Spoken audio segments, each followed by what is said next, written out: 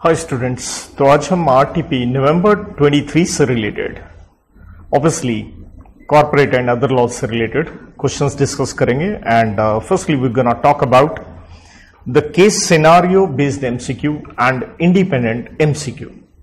बड़ी इंटरेस्टिंग ये case study है, कंपनीज एक्ट के ऊपर आई है और बेस्ड ऑन सेक्शन 134, 137 एंड 128 के ऊपर। मोटा मोटा कहें अच्छी केस स्टडी है। किसके ऊपर है? Chapter number 9 of companies act, उसके ऊपर है। तो 134 आप बेसिकली सारे जानते हो, फाइनेंशियल स्टेटमेंट की साइनिंग है या बोर्ड रिपोर्ट की साइनिंग है। 137 आप जानते हैं फाइनेंशियल स्टेटमेंट की हमने क्या करनी है, फाइलिंग करनी है। और 128 में क्या है, बुक्स ऑफ अकाउंट्स है। तो केस स्टडी में हमेशा ध्यान रखना चाहिए कि काफी सारे पैरा होते हैं, तो आप इवन पैरा के हिसाब से क्वेश्चन अटेम्प्ट कर सकते हैं। जैसे पहला पैरा बता रहा है, ये भास्कर संस्कार लिमिटेड एक हरिद्वार की कंपनी है, उसका रजिस्टर्ड ऑफिस वहीं पे है, लिस्टेड पब्लिक कंपनी है और इसकी ऑथराइज्ड कैपिटल बता रखी है, पेड अप कैपिटल बता रखी है। The company is very renowned in manufacturing and supplying devotional items such as high quality worship materials, fragrances and other decorative goods and idols etcetera. तो आप देख सकते हैं पहला पैरा पढ़ के कोई प्रश्न तो बन नहीं सकता, तो इसलिए सीधा प्रश्न पे जाने की कोई सेंस नहीं है। तो सेकंड पैरा हमें यहां देख लेना चाहिए। कहता है बीओडी ऑफ द कंपनी में कौन है? मिस्टर सागर हैं। सागर जी कौन है? कंपनी के एमडी हैं। देखिए थोड़ा हाईलाइट भी मैंने किया है। और यहां पे देखिएगा हरी, राही, संसार एंड नाब, ये चारों क्या हैं? कंपनी के नॉर्मल डायरेक्टर्स हैं। इसके अलावा राजू जी कंपनी के सीएस बता रखे हैं एंड सोनू जी को बताया है कंपनी का सीएफओ, राइट। एंड एक मोती जी भी है, वो एक असिस्टेंट अकाउंटेंट है। Further it says the company prepare its financial years statement for the year 22-23। Board of directors ने उसे अप्रूव किया and it was signed by the concerned authorities and thereafter submitted to the auditors for their report. Company का turnover वगैरह बता रखा। Auditor का कहता है report was duly received and the annual accounts with board reports and necessary annexures were ready for complying with the formalities. अब आप देख सकते हैं सेकेंड पैरा में हमें यहां पे स्ट्रेट वे नजर आ रहा है कि पक्की बात है क्वेश्चन किस चीज के ऊपर बना हुआ। देखिए जैसे उसने कहा था कि फाइनेंशियल स्टेटमेंट्स क्या हो गई हैं, प्रिपेयर हो रही हैं, बोर्ड ने उसे क्या कर दिया, अप्रूव कर दिया है। तो फाइनेंशियल स्टेटमेंट की साइनिंग आप जानते हो, साइनिंग कौन करेगा? That is the chair man of the company, chairperson of the company कह लीजिए चाहे, और या फिर अगर वो नहीं है तो कौन करेगा? दो डायरेक्टर, उनमें से एक क्या होना चाहिए? एमडी। और कंपनी में अगर सीएस है, सीएफओ है, सीईओ है तो वो भी साइन करेंगे। तो आपने इस पैरा में देखा कि जो चेयरपर्सन साहब हैं उनके बारे में हमें यहाँ पे कुछ नहीं बताया गया है, लेकिन तो डैट मीन्स सागर एमडी है, वो पक्का साइन करेगा और चार में से कोई एक डायरेक्टर करे। एंड जैसे मैंने यहां हाईलाइट किया है, राजू सीएस है एंड सोनू सीएफओ है, वो पक्का साइन करेगा। तो आइए हम प्रश्न देख लेते हैं। इसके ऊपर प्रश्न डेफिनेटली हमें मिलना चाहिए। और आप देखिए पहला प्रश्न आपकी स्क्रीन पे है।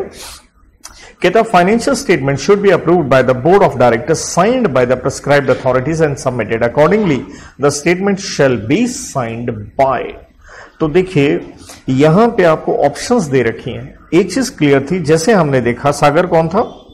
एमडी था, और राजू सोनू क्या थे? सीएस एंड सीएफओ थे। ये तो पक्का साइन करेंगे, लेकिन साथ में एक डायरेक्टर भी चाहिए।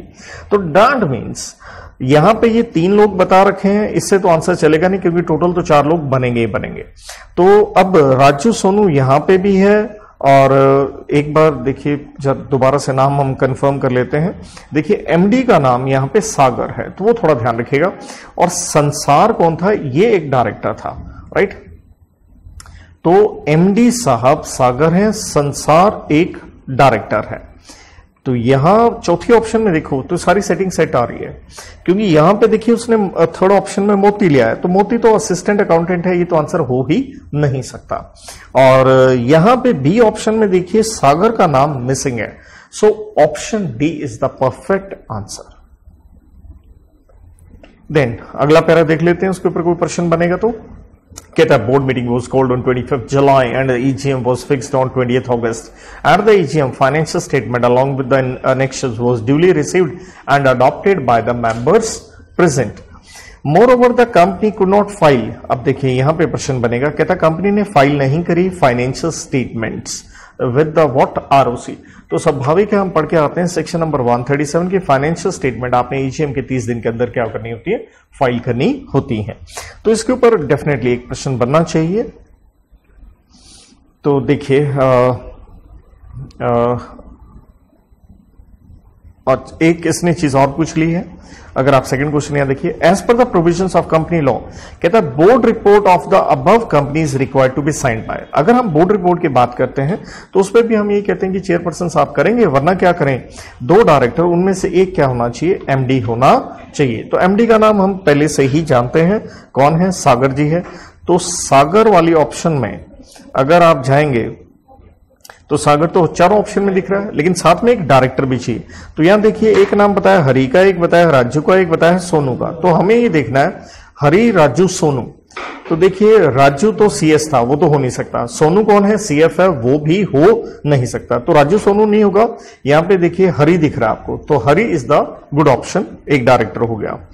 सो will go with answer number B, second का बी पार्ट यहां पे करेक्ट हो जाता है। कहानी आगे बढ़ती है। देखिए थर्ड क्वेश्चन कहता है in the above case scenario, अगर कंपनी फाइल नहीं करती है copies of financial statements along with the documents in this context which of the following statement is correct। अब क्वेश्चन देखिए, क्वेश्चन में उसने पेनल्टी के हिसाब से पूछा है, तो 137 में पेनल्टी किसकी होगी, that is the great answer, right. तो इसलिए देखिए इतना कुरेद के क्वेश्चन पूछा जा सकता है। तो सीधा सीधा हम बोलते होते हैं कि पेनल्टी होती है एमडी की, ऑब्वियसली कंपनी की भी है, एमडी की भी है, एंड सीएफओ अगर ये हैं तो ऑब्वियसली हमने क्वेश्चन में एमडी का नाम तो देख लिया था। एमडी कौन थे, सागर जी थे।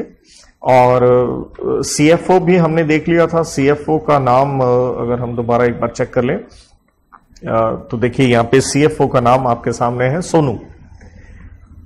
तो सोनू जी, तो सागर और सोनू 2 ऑप्शन तो पक्का ढूंढ लो आप। तो देखिए कंपनी भी साथ में हो गई होगा, तो दैट मीन्स यहां लिखा है कंपनी, यहां लिखा है Sagar and Sonu, so that is option number C. तो सेक्शन नंबर 137 पे ये प्रश्न था। आखिरी क्वेश्चन इसके ऊपर आता है, as per the provisions of companies act, कहता बताइए the act of the company in destruction of all books of accounts together with the relevant ventures was not correct because. तो देखिए ये क्वेश्चन बनता है सेक्शन 128 के ऊपर, जहां हम पढ़ते हैं कि कंपनी को 8 साल तक के लिए अपनी बुक्स वगैरह क्या करनी पड़ती हैं, संभाल के रखनी पड़ती हैं, राइट। तो अब क्वेश्चन कहता है बताइए इनमें से कौन सा करेक्ट नहीं है। अब देखिए क्या कह रहा है, books of accounts relating to a period not less than 6 preceding financial years are required to be kept. तो 6 तो हो नहीं सकता, क्योंकि आंसर स्वाभाविक क्या है, 8 है। तो इसलिए यहां सीधा सीधा आंसर देखिए 6, 8, 10, 12। तो परफेक्ट ऑप्शन हमें कौन सी मिल गई है, बी यहां पे मिल गई है। तो will go with the option B. तो इसके साथ ये केस स्टडी यहां पे समाप्त होती है। Now we're gonna discuss about the independent MCQs, obviously out of RTP।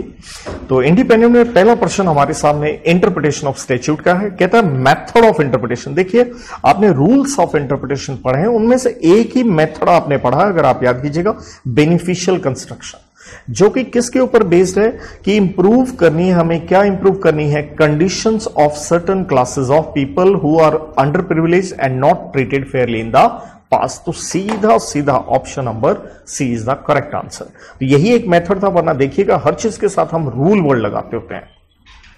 Next प्रश्न कंपनीज एक्ट के सेक्शन 19 पे है। कहता है विन लिमिटेड ने क्या किया है, 15% शेयर ले लिए हैं ओम लिमिटेड के 2018 में, मतलब विन ने ओम के ले लिए हैं। कहता है इन द ईयर 2020 क्या किया, इस विन लिमिटेड ने एक ट्रस्ट बनाया अपने एम्प्लॉइज के लिए, और ये 15 शेयर ओम लिमिटेड वाले डोनेट कर दिए, साथ में 10 लाख रुपया भी दे दिया, और उसका बन गया ट्रस्टी। मतलब विन ने पैसा किसमें लगा रखा है, किसके शेयर ले रखे हैं, ओम के ले रखे हैं। अब होता क्या है, 23 में ओम लिमिटेड ने 55% ओम लिमिटेड, अब ध्यान देना पहले विन ने ले रखे थे, किसके ले रखे थे, ओम के, राइट। अब ओम ने क्या किया, 55% विन के शेयर ले लिए, तो स्वाभाविक ये रिश्ता क्या बन गया, होल्डिंग सब्सिडरी का बन गया, राइट। तो अब हम सारे जानते हैं अंडर सेक्शन 19 सब्सिडरी किसके शेयर नहीं ले सकती, होल्डिंग के नहीं ले सकती, लेकिन हमने यही पढ़ा एक्सेप्शन में, जो आपने पहले से शेयर ले रखे हैं आप उसे क्या कर सकते हो, भैया बड़े प्यार से रख सकते हो, राइट। तो अब पूछा क्या है प्रश्न में, can a subsidiary company hold shares in the holding company, justify in this situation. देखिए, well limited can do so as it is holding company in Om limited prior to becoming a subsidiary company. तो सीधा सीधा मैं discuss कर रहा हूं, सारी option नहीं पढ़ रहा हूं क्योंकि सीधा सीधा सेक्शन के साथ आपको बता रहा हूं। तो I am going to the solution part. अगला प्रश्न है, ये प्रश्न बहुत बार आया है इसी तरह का, नेगोशिएबल एक्ट का सेक्शन 24 एंड 25 के ऊपर है। कहता है date of maturity of bill payable what 100 days after sight which is presented for sight on what 4th May. तो आप सेक्शन 24 में जानते हैं कि वो वाला दिन हम एक्सक्लूड करते हैं और 25 में अगर छुट्टी आ जाती है जो कि आपको क्या है पहले से ही पता है, तो हम कौन सा लेते हैं, प्रीसीडिंग वर्किंग डे लेते हैं। तो सेक्शन 25 वाला वो लगा, तो आप डेज ऐड करके चलेंगे तो आंसर 15 अगस्त आएगा। तो वो तो आंसर हो नहीं सकता, will go with which option 14th of August। Then companies act section 2 clause 52 जिसके अंदर हम लिस्टेड कंपनी पढ़ के आते हैं, उसके ऊपर प्रश्न है। कहता है निवेश प्राइवेट लिमिटेड साफ लिखा, प्राइवेट से सीधा समझ लो क्या होती है, लिस्टेड होती है। क्योंकि सिंपल लिस्टेड कंपनी का फॉर्मूला क्या है, हम यही कहते हैं कि भैया आप पब्लिक कंपनी हो प्लस क्या है आपके इक्विटी शेयर्स है, क्या है लिस्टेड है, प्लस कहां लिस्टेड है इंडिया में, तो हम कहते हैं लिस्टेड कंपनी। तो आगे प्रश्न देखने की जरूरत ही नहीं है। तो आप एक प्राइवेट कंपनी है, आपने नॉन कन्वर्टेबल डिबेंचर, वैसे भी देखिए इक्विटी शेयर हो ही नहीं सकते, तो कहता ये प्राइवेटली प्लेस्ड है। कहता बताइए कौन सी ऑप्शन यहां से एप्लीकेबल है। तो नेचुरल है आप एक अनलिस्टेड कंपनी है। तो देख लीजिए कहां लिखा है, यहां लिखा है shall be considered as listed, ये तो हो नहीं सकता। तो ऑब्वियसली क्या आंसर निकल के आएगा, shall not be considered as listed, सीधा सीधा। बाकी थर्ड एंड फोर्थ ऑप्शन में देखेंगे कुछ मॉनेटरी लिमिट दे रखी है, इसका कोई लेना देना नहीं है। तो आंसर बी। अगला प्रश्न जीसीए के ऊपर है ऑन सेक्शन 26 जानते हैं कि अगर आपने कोई गुनाह किया है तो वो आपको पनिशमेंट और उसका प्रोसिक्यूशन, उसकी जो कार्रवाई है, अगर वो 2 एक्ट में है तो हमने कहा था सिर्फ एक एक्ट में ही आपका प्रोसिक्यूशन एंड पनिशमेंट मिलेगी, उसी के ऊपर प्रश्न है। क्वेश्चन देख के ऐसा लगेगा कि कंपनीज एक्ट के ऊपर है। कहता है कंपनी अपनी कैपिटल रिड्यूस करना चाहती है, जो कंपनीज एक्ट में आप अंडर सेक्शन 66 पढ़ के भी आते हैं, जहां पे हम क्या प्रिपेयर करते हैं, क्रेडिटर्स की एक लिस्ट प्रिपेयर करते हैं। कहता है मिस्टर शाह ने प्रिपेयर करी लिस्ट और डेलिबरेटली कंसील कर दिया मिस राम्या का नाम, जो कि कंपनी के क्रेडिटर है, and object to the reduction, whereas make misstatement in the context of some other creditors claims. कहता offence committed by mister Shah is punishable है, कंपनीज एक्ट में 447 में, ये पढ़ के आता है हम 66 के अंदर, and also under section 417 and 41 of IPC. तो आप यहां देख रहे हैं 2 एक्ट की पनिशमेंट बता दी, एक आईपीसी की भी बता दी और एक किसकी बता दी है, कंपनीज एक्ट की भी बता दी है। You are required to select the most appropriate option. तो देखिए पहले ऑप्शन में लिखा है he shall be liable to be prosecuted under both, तो दोनों में प्रोसिक्यूशन कार्रवाई नहीं हो सकती, राइट। तो सिंपल सी बात है, दोनों चीजें प्रोसिक्यूशन एंड पनिशमेंट कहां होगा, either of the, right, either of the. तो ये सिंपल आंसर है। तो ये आपको थोड़ा अच्छा क्वेश्चन मैं इसे कहूंगा। आखिरी प्रश्न यहां पे कंपनीज एक्ट के ऊपर है, सेक्शन 92 में आप क्या पढ़ के आते हैं, एनुअल रिटर्न, जिसके हम एजीएम होने के 60 दिन में क्या करते हैं, आरओसी के पास फाइलिंग करते हैं। तो कहता है विचार विमर्श लिमिटेड की एजीएम होती है 20 सितंबर को, ताकि फाइनेंशियल स्टेटमेंट अडॉप्ट की जाए, लेकिन due to want of the quorum the meeting was adjourned by 27 September. कोई बात नहीं, अगर मीटिंग एडजर्न भी हो गई है तो हम यही कहते हैं जो फाइलिंग होती है वो कहां से होगी, जिस दिन आपकी फाइनेंशियल स्टेटमेंट्स क्या हो जाए, अडॉप्ट एंड अप्रूव हो जाए। तो हमें 27 सितंबर से कितने दिन ऐड करने हैं, 60 दिन ऐड करने हैं। तो ये आंसर आप कहां देखेंगे, सीधा सीधा आपको दे रखा ऑप्शन नंबर सी के अंदर।